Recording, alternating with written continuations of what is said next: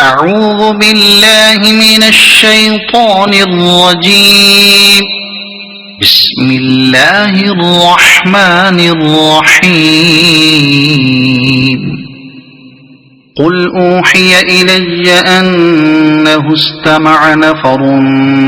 من الجن فقالوا إنا سمعنا قرآنا عجبا يهدي إلى الرشد فآمنا به ولن نشرك بربنا أحدا وأنه تعالى جد ربنا ما اتخذ صاحبة ولا ولدا وأنه كان يقول سفيهنا على الله شططا وأنا ظننا أن لن تقول الإنس والجن على الله كذبا وأنه كان رجال من الإنس يعوذون برجال من الجن فزادوهم رهقا وأنهم ظنوا كما ظننتم أن لن يبعث الله أحدا وأنا لمسنا السماء فوجدناها ملئت حرسا شديدا وشهبا وأنا كنا نقعد منها مقاعد للسمع فمن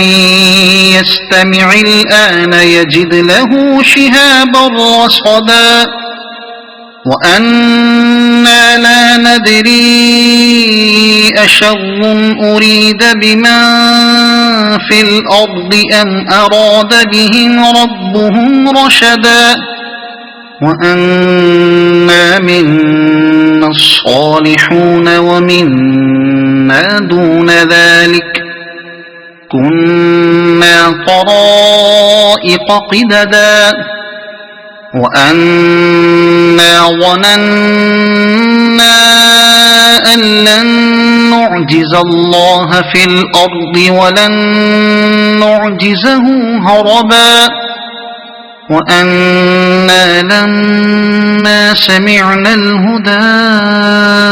آمنا به فمن يؤمن بربه فلا يخاف بخسا ولا رهقا وأنا منا المسلمون ومنا القاسطون فمن أسلم فأولئك تحروا رشدا وأما القاسطون فكانوا لجهنم حطبا وأن لو استقاموا على الطريقة لأسقيناهم ماء غدقا لنفتنهم فيه ومن يعرض عن ذكر ربه يسلكه عذابا صعدا وأن المساجد لله فلا تدعوا مع الله أحدا وأنه لما قام عبد الله يدعوه كادوا يكونون عليه لبدا قل إنما أدعو ربي ولا أشرك به أحدا قل إني لا أملك لكم ضرا ولا رشدا قل إني لن يجيرني من الله أحد ولن أجد من دونه ملتحدا إلا بلاغا من الله ورسالاته ومن يعص الله ورسوله فإن له نار جهنم خالدين فيها أبدا حتى إذا رأوا ما يوعدون فسيعلمون من أضعف ناصرا وأقل عددا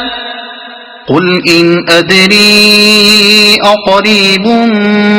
ما توعدون أم يجعل له ربي أمدا عالم الغيب فلا يظهر على غيبه